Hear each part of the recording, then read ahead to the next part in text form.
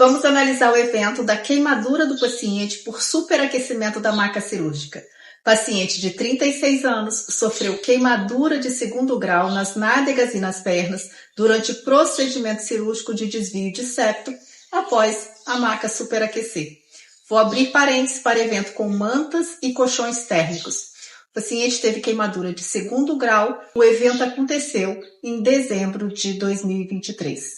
Isso aí eu falei pra ela assim, a minha bunda tá esquentando. É normal essa cama esquentar a minha bunda? Isso aí ela sentado? Não, isso eu tava deitado. Já tava deitado já. Ela falou que era normal. A cama esquentava mesmo, era normal. Aqui vem a primeira barreira, a primeira red flag, que não acendeu a luzinha da percepção de risco por causa da rotina, do hábito. Ao invés da profissional ter ouvido uma pergunta leiga, isso aqui esquenta mesmo? No mindset de risco, ela teria ouvido, não estou seguro que essa temperatura seja anormal para este procedimento. Você pode reavaliar? Bora seguir. Eles me falaram assim, houve uma queimadura na sua bunda, mas você não precisa se preocupar que nós já estamos cuidando. Nesse momento, a equipe informa a ocorrência do evento. É um processo de comunicação efetiva da equipe no intuito de ser transparente, informar e acalmar o paciente. Muito importante para o momento de boa prática posterior, chamado disclosure. E eu estava vindo para casa e estava voltando lá para fazer curativo, passar pomada, essas coisas. E nisso aí, as enfermeiras entravam em contato comigo e eu falava para elas bem assim, do jeito que vocês estão passando pomada, eu passo pomada em casa. E eles queriam que eu fosse lá. Aí eu falei com minha esposa, Daiane, vai lá e pega a pomada com eles. Aí minha esposa foi.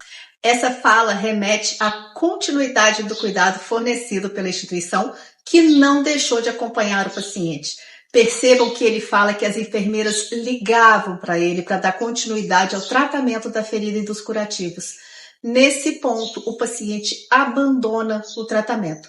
Provavelmente por não saber que o profissional especializado em feridas deve acompanhar não somente a evolução, mas identificar as complicações a serem tratadas precocemente, tipo uma infecção, ou alternativas terapêuticas e melhores resultados estéticos.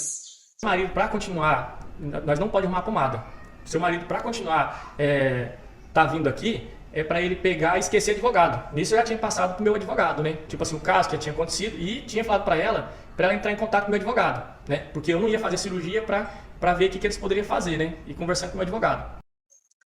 Esse é o ponto de quebra do relacionamento. Entrou um advogado no momento em que os cuidados ainda estavam sendo prestados. A negativa de entrega do medicamento está correta, pois estava vinculada à assistência do profissional especializado que fazia o acompanhamento da ferida. Tá, nisso aí foi um monte de gente lá ver eu deitado, acredito eu que pessoas que nem eram formadas ali, entendeu? Pessoas que trabalham na frente lá como secretário lá, foram ver minha situação, não sei se alguém queria mostrar minha situação para eles. Sentiu constrangido nesse momento?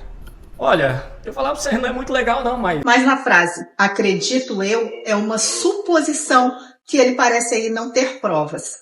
A doutora conversando comigo, nós entramos num acordo de fazer uma cirurgia no nariz depois. Tipo assim, foi causado um dano, mas nós vamos reparar esse dano e tal. Uma forma de compensar. Isso, como fosse uma forma de compensar. Só que o que acontece? Percebam que a diretora demonstra estar aberta à negociação, a fazer um acordo, mas não conseguiu manter uma comunicação que suportasse esse acordo. E eu vou explicar um pouquinho mais à frente como melhorar esse processo. O hospital não tem dado a devida atenção sobre esse ferimento desse paciente. Vamos responder então, é erro médico? Sim, vou repetir todas as vezes. Falhas na assistência, independente de ter participação médica ou não, é chamado de erro médico, infelizmente. Existe defesa para a instituição? Esse é o tipo de evento em que a responsabilidade é objetiva. A defesa começa na assistência fornecida ao paciente no pós-evento e na minimização dos danos. Houve abandono de tratamento? Sim, o paciente abandonou o tratamento proposto pelos profissionais da instituição. Aqui passa a existir uma corresponsabilidade pelos desfechos negativos, pelos danos estéticos. Isso faz parte da estratégia de defesa. A instituição agiu de boa fé e manteve a continuidade dos cuidados? Sim, esse é um ponto super positivo para a defesa e que minimiza esses danos que a gente está falando. Qual a melhor estratégia de defesa? É uma defesa construtiva, demonstrando todos os processos desenvolvidos e as legislações cumpridas para a qualidade e segurança da assistência. Para esse caso, a desconstrução da acusação ela é somente complementar. Pontos relevantes da perícia.